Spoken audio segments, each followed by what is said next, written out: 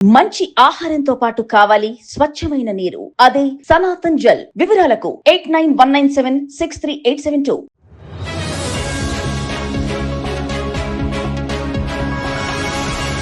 Sir ఒక విషయం చెప్పండి, అసలు మనకు ఇన్సూరెన్స్ అనేది అవసరమా?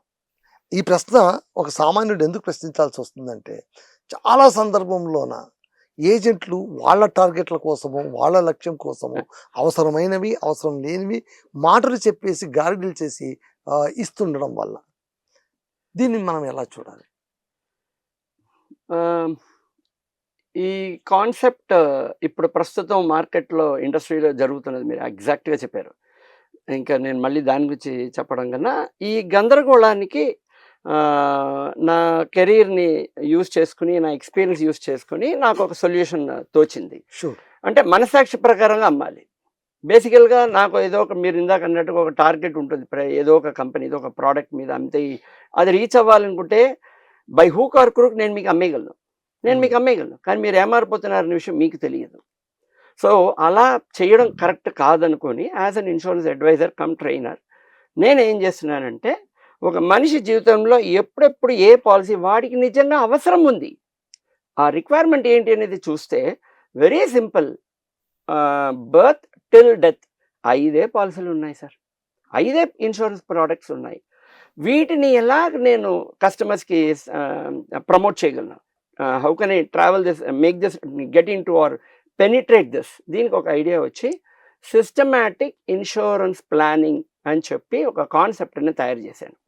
ఓకే, సో దాని ప్రకారంగా ఒక కస్టమర్ని నేను కలిస్తే ఆయన ఏజ్ బట్టి, ఆయన ఫ్యామిలీ, ఆయన సొసైటీ సిచ్యువేషన్ బట్టి, సోషియో ఎకనామిక్ సిచ్యువేషన్ బట్టి ఏ ప్రోడక్ట్ ఎప్పుడు ఆయనకి రిక్వైర్మెంట్ ఏముందో కరెక్ట్గా ఆ ప్రోడక్టే నేను సజెస్ట్ చేస్తాను. అనవసరంగా పాలసీస్ నెత్తి మీద నేను అంటగట్టడం ఆపేశాను. అంటే ఇంతకుముందు చేసేవారా? తెలియకుండా చేస్తూ వెళ్ళిపోయేవాళ్ళం సార్. ఇండస్ట్రీ మనల్ని తోసేస్తూనే ఉంటుంది, ప్రెషర్ ఇస్తూనే ఉంటారు అడ్వైజర్స్ కి. ఇండస్ట్రీ వాళ్ళ తప్పేమి కాదు, బట్ కస్టమర్ ముందు ఏజెంట్ నమ్ముతున్నాడు. Like how he is trusting a doctor. నా వృత్తి కూడా డాక్టర్తో సమానమే, ఆల్మోస్ట్ సెకండరీ. సో ఇప్పుడు ఫర్ ఎగ్జాంపుల్ చాలా మంది నన్ను అడుగుతారు, సార్ మంచి పాలసీ ఏముందో చెప్పండి సార్, నేను కొనేస్తానంట. నేను ఒకటే సమాధానం చెప్తాను సార్, ఉన్న పాలసీలు అన్నీ మంచివే, అన్నీ చెడ్డవే, కానీ మీకు ఏ రిక్వైర్మెంట్ ఉందో అదే బెస్ట్ పాలసీ. సో మీ రిక్వైర్మెంట్ బట్టి నేను సజెషన్ ఇస్తానని ఈ సిస్టమాటిక్ ఇన్సూరెన్స్ ప్లాన్ .com ప్రకారంగానే ఒక 1 year బట్టి I'm travelling, I'm selling, I'm facing good applause from my customers. వాళ్ళకి అవేర్నెస్ని క్రియేట్ చేయడమే ఇంపార్టెంట్. పాలసీ ఈజ్ సెల్లింగ్, ఎవరైనా అమ్మేస్తారు, బట్ అవేర్నెస్ క్రియేట్ చేయాలి కస్టమర్కి. సో అలా అవేర్నెస్ క్రియేట్ చేస్తూ వెళుతున్న వలన నా మనసాక్షి ప్రకారం ఐఎమ్ వెరీ సాటిస్ఫైడ్. సార్ ఒక విషయం చెప్పండి, అసలు మనిషికి ఇన్సూరెన్స్ అనేది ఎంతవరకు అవసరం? ఇన్సూరెన్స్ లేకుండా మనిషి బతకలేదా గతంలోన? బతికితే ఇప్పుడు కాలంలో ఏమవుతుంది? ఎలాంటి ఇబ్బందులు ఎదుర్కొనే ప్రమాదం ఉంది? యుద్ధానికి వెళుతున్న వీరుడు కవచం లేకుండా వెళ్ళినట్టే ఉంటుంది సార్. ఇదే కరెక్ట్ ఎగ్జాంపుల్. కవచం లేకుండా వెళ్ళినట్టే ఉంటుంది. ఎందుకంటే ఇన్సూరెన్స్ అనేది కూడా ఒక ప్రొటెక్షనే కదా. ఇంటికి ఇల్లు కట్టుకుంటారు, అపార్ట్మెంట్స్ కట్టుకుంటారు, కాంపౌండ్ వాల్ ఒకటి కడుతున్నారు కదా. So what is insurance? Invisible financial compound wall. ఇదే ఆర్థిక, అది అవసరమే. లేకపోతే ఎటువంటి కోటీశ్వరుడైనా ఒక్కసారిగా వాడు half estate, half the income or what ever it is, half of his financial situation zero అయిపోవచ్చు, హాఫ్ అయిపోవచ్చు, మొత్తం లాస్ అయిపోవచ్చు, ఏదైనా అవ్వచ్చు. ప్లస్ కస్టమర్ వదిలేయండి, ఫ్యామిలీయో ఇన్నోసెంట్ ఫ్యామిలీ మెంబర్స్ ఉంటారు కదా, వాళ్ళ కోసమే కదా ఏ మనిషి అయినా సంపాదిస్తున్నాడు, తిరుగుతున్నాడు, కష్టపడుతున్నాడు. ఎవరి కోసం కష్టపడుతున్నాడు? ఫ్యామిలీ హెడ్, ఫ్యామిలీ మెంబర్స్ కోసం. సో తను ప్రొటెక్షన్ లేకపోతే మరి వాళ్ళ సంగతి ఏంటండి? ఎన్నో ఫ్యామిలీస్ ఒక సింపుల్, ఒక మేజర్ యాక్సిడెంట్ వలనో, ఒక మిడ్ లెవెల్ యాక్సిడెంట్స్ వలనో, mid level families, middle class families చాలా have been kicked on to roads, direct roads. వాళ్ళకి ఏ ప్రొటెక్షన్ ఉండట్లే. ఇది చాలా మందికి జరిగింది సొసైటీలో. సో ఎటువంటి పాలసీ ఆ టైంలో ఆ మనిషికి, ఆ ఫ్యామిలీలో ఉండి ఉంటే ఈ పరిస్థితి వాళ్ళకి రాదు అనేదే నేను ఇన్స్టిగేషన్గా తీసుకుని ఈ సిస్టమాటిక్ ఇన్సూరెన్స్ ప్లాన్ క్రియేట్ చేయడానికి కారణమే అది.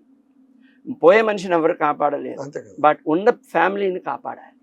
That is my concept. Sir. ఇప్పుడు ఇన్సూరెన్స్ పాలసీలను అంటే క్లయింట్కు అవసరం ఉందని ఒకటి గుర్తించి, అంటే చాలా మటుకు జనాలు ఉన్న వాడుక ఏంటంటే కనుక ఎదుటి వాళ్ళకున్న భయాన్ని ఇన్సూరెన్స్ కంపెనీలు సొమ్ము చేసుకుంటున్నాయి అని అదొక పెద్ద మాట అయితే ఉంది. Absolutely right. సో ఇప్పుడు వాళ్ళకు అవసరం ఉందో లేదో తెలియకుండా ఇన్సూరెన్స్ని అంటగట్టదాన్ని మనం ఎలా చూడాలి? మీరు ఇందాక చెప్పారు ఏంటి, మనిషి జీవితంలోన పుట్టుక నుంచి చావు దాకా చూస్తే ఒక 5 పాలసీలు ఉంటాయంటే, అంతకు మించి ఉండవు.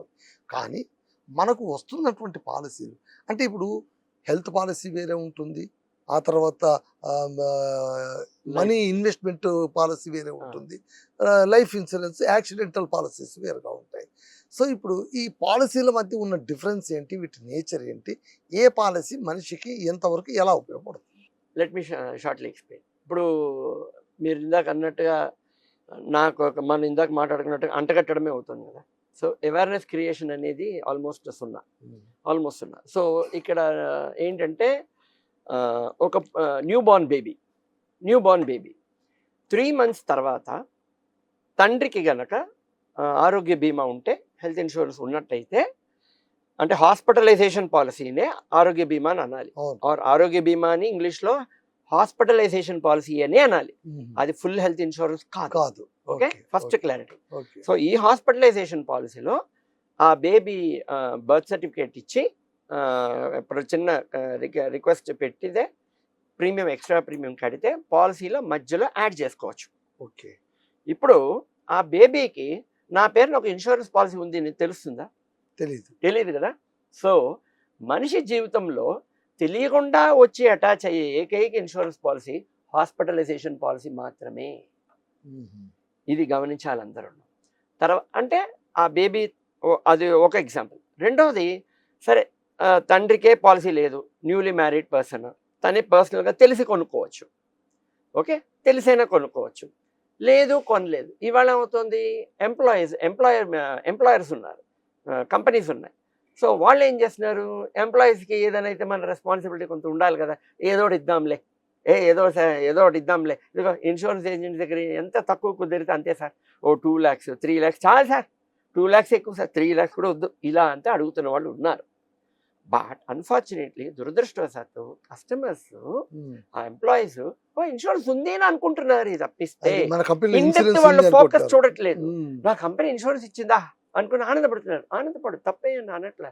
కానీ బయట రిక్వైర్మెంట్ ఏంటి, హాస్పిటలైజేషన్ కాస్ట్స్ ఎంత ఉన్నాయి, ఇది ఎంత మ్యాచ్ అవుతుందా లేదా.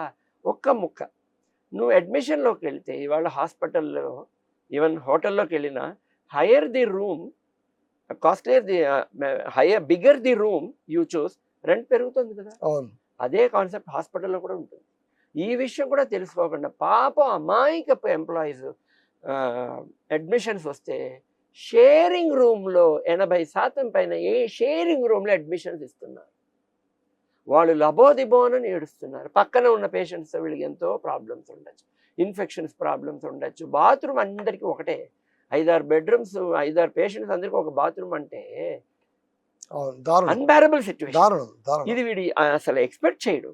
అప్పుడు వచ్చి ఆలోచిస్తున్నాడు. ఆ తర్వాత డైరెక్ట్ పాలసీ కొనుక్కోవాలి అనేది అప్పుడు గ్రహిస్తున్నాడు మనిషి. సో వీడు కొనుక్కుంటాడు, లేకపోతే తండ్రి బేబీగా ఉన్నప్పుడు వీడికైనా వీడి తండ్రి కొనేస్తాడు, లేకపోతే ఎంప్లాయర్ ఇస్తాడు. 3 పద్ధతుల్లో హెల్త్ ఇన్సూరెన్స్ మనిషి మీదకి వస్తుంది.